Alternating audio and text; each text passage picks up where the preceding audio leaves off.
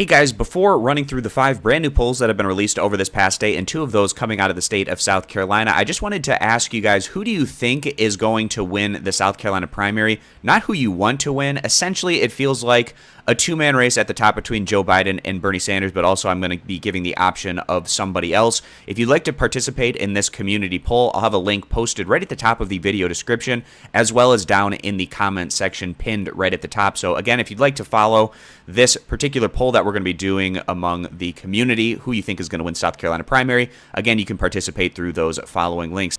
Another 5 brand new polls released over this past day. Going to start with the 2 South Carolina polls, and then also we have results out of Oklahoma, North Carolina, as well as Maryland. If you'd like to check out these polling resources for yourself, I'll have links posted down in the video description. Starting off here, this South Carolina poll coming from Marist and NBC News, a sample size of 997. Very respectable polling resource and a decent sample size for a state-specific poll out of South Carolina. So you want to focus here on the top line. That's the first choice among these registered voters. And we can see a pretty competitive race here at the top between Biden and Sanders, where Biden's registering 25% and Bernie is registering at 24%. Also, Tom Steyer, somebody to keep an eye on potentially in South Carolina, given how much effort he's put into trying to appeal to the African-American electorate.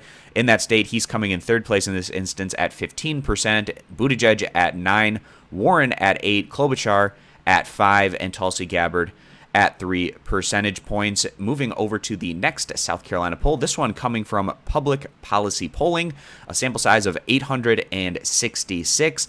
Biden doing a bit better in this particular South Carolina poll, where he's registering 36% of that top choice, followed by Sanders, who is at 21%. And then all of the other options are in single digits, where you have Warren at 8%, Buttigieg and Steyer are each at 7 percentage points, Tulsi Gabbard at 6%, and Amy Klobuchar at 3%. And Tulsi is another candidate that has spent a lot of time in South Carolina, so she might be able to register something in the way of a little bit more support than maybe what we've seen from her in some of these other early contests. But nonetheless, not much of a pathway forward for Tulsi, just given where she's consistently been at in these polling numbers. So those were the 2 South Carolina results. Now heading over to Oklahoma. In this one, I actually have a resource that we can compare it against, because the Sooner poll, we actually got one out about a week ago, and this one's looking a little bit better for Biden. A little bit hard to see, kind of a small font here, but Biden's actually in first place in this one at around 21%. He picks up 9 points.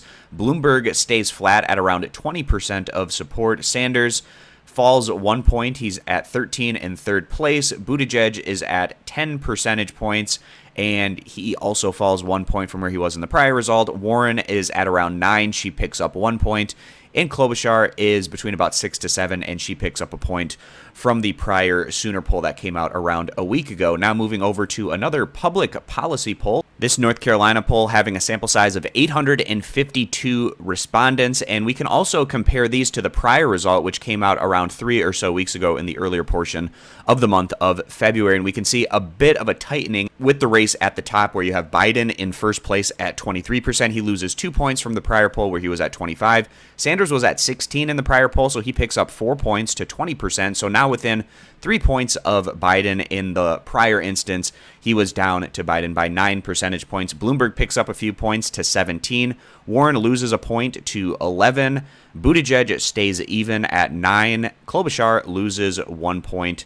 She is now at 4%. And then we can see Tom Steyer picking up a point to 3%. And then just one more state-specific poll to touch on. This one coming out of the state of Maryland from Goucher College. I hope that's how you pronounce that. But a sample size here of 371. And Sanders is in first place in this instance, picking up 24% of support, followed by Joe Biden, who is at 18%. Then 16% for Michael Bloomberg, 7% for Pete Buttigieg, 6% for Klobuchar, along with Elizabeth Warren. And then all of the other candidates were at fewer than 1% of support. And also kind of interesting in this poll out of the state of Maryland, we continue to see this a lot with the favorable, unfavorable, where Sanders tends to top this particular category. With these Maryland voters, Sanders is at 74% favorable compared to 23% unfavorable, followed by Warren, who's 67% favorable to 22% unfavorable, Biden 64% favorable, 32% unfavorable, Pete Buttigieg 61% favorable, 25% unfavorable.